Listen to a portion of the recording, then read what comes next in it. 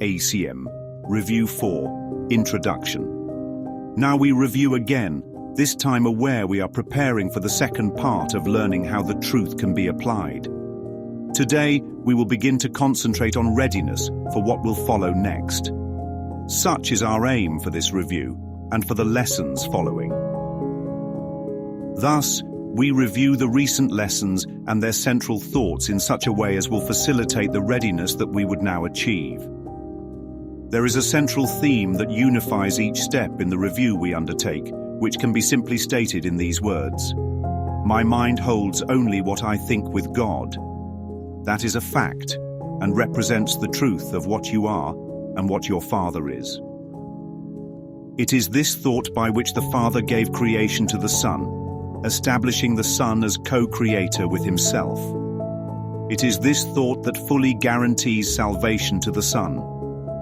For in his mind, no thoughts can dwell but those his Father shares. Lack of forgiveness blocks this thought from his awareness. Yet, it is forever true. Let us begin our preparation with some understanding of the many forms in which the lack of true forgiveness may be carefully concealed. Because they are illusions, they are not perceived to be but what they are: defenses that protect your unforgiving thoughts from being seen and recognized. Their purpose is to show you something else and hold correction off through self-deceptions made to take its place. And yet, your mind holds only what you think with God. Your self-deceptions cannot take the place of truth. No more than can a child who throws a stick into the ocean change the coming and the going of the tides, the warming of the water by the sun, the silver of the moon on it by night. So do we start each practice period in this review with readying our minds to understand the lessons that we read and see the meaning that they offer us. Begin each day with time devoted to the preparation of your mind to learn what each idea you will review that day can offer you in freedom and in peace. Open your mind and clear it of all thoughts that would deceive, and let this thought alone engage it fully and remove the rest. My mind holds only what I think with God. 5 minutes with this thought will be enough to set the day along the lines which God appointed, and to place his mind in charge of all the thoughts you will receive that day. They will not come from you alone, for they will all be shared with him. And so each one will bring the message of his love to you, returning messages of yours to him. So will communion with the Lord of hosts be yours, as he himself has willed it be. And as his own completion joins with him, so will he join with you who are complete as you unite with him, and he with you. After your preparation, merely read each of the 2 ideas assigned to you to be reviewed that day. Then close your eyes and say them slowly to yourself. There is no hurry now, for you are using time for its intended purpose. Let each word shine with the meaning God has given it as it was given to you through his voice. Let each idea which you review that day give you the gift that he has laid in it for you to have of him. And we will use no format for our practicing but this. Each hour of the day, bring to your mind the thought with which the day began and spend a quiet moment with it. Then repeat the 2 ideas you practice for the day unhurriedly, with time enough to see the gifts that they contain for you and let them be received where they were meant to be. We add no other thoughts, but let these be the messages they are. We need no more than this to give us happiness and rest, an endless, quiet, perfect certainty, and all our Father wills that we receive as the inheritance we have of him. Each day of practicing as we review, we close as we began, repeating first the thought that made the day a special time of blessing and of happiness for us, and through our faithfulness restored the world from darkness to the light, from grief to joy, from pain to peace, from sin to holiness. God offers thanks to you who practice thus the keeping of his word. And as you give your mind to the ideas for the day again before you sleep, His gratitude surrounds you in the peace wherein He wills you be forever, and are learning now to claim again as your inheritance. Sirs, Course in Miracles. Introduction. Review 4. The ocean tide metaphor. The ocean is not disturbed by the stick a child throws in it. The tide rolls in. The tide rolls out, always sourced from beyond itself, always in rhythm with something deeper, unseen and ancient. This review is not about adding more waves.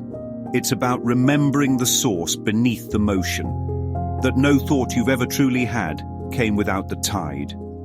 Let's begin. The tide pauses before returning.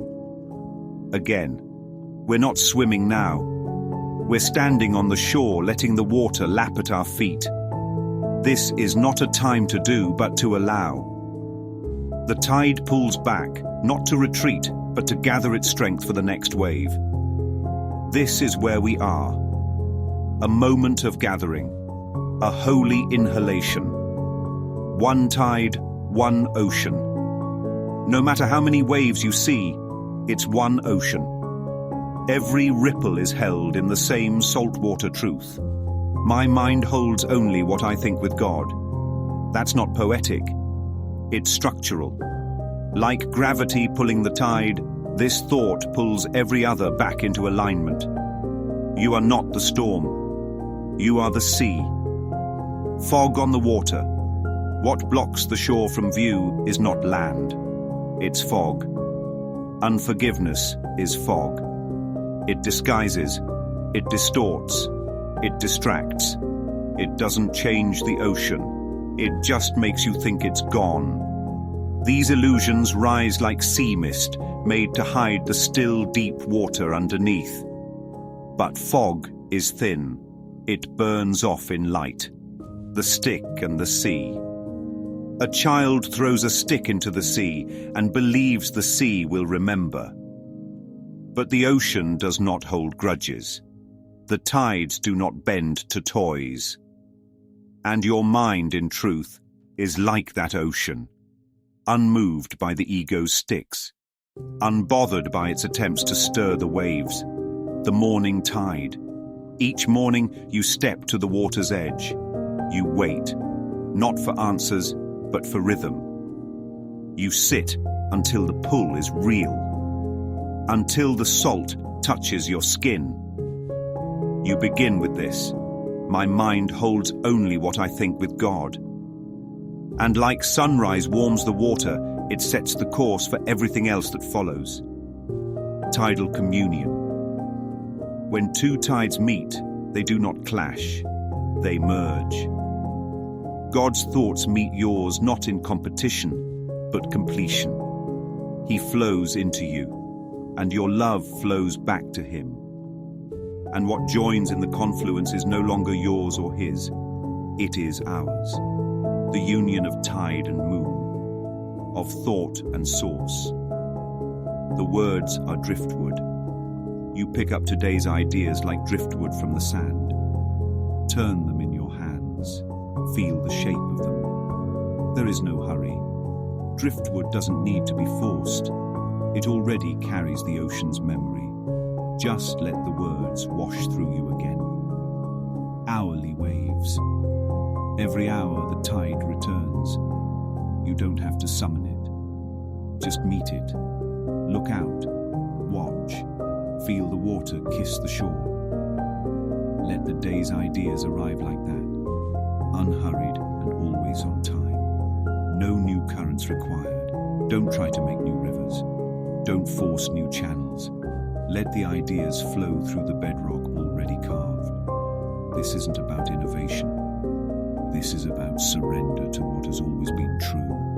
The full tide rises, and when the whole day has passed in this way, the world is lifted with it.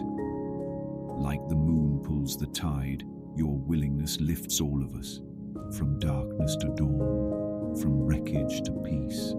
The ocean doesn't rise alone. It carries every boat with it. Even God's voice whispers, "Thank you," as He cradles you once more in the depths you never really left.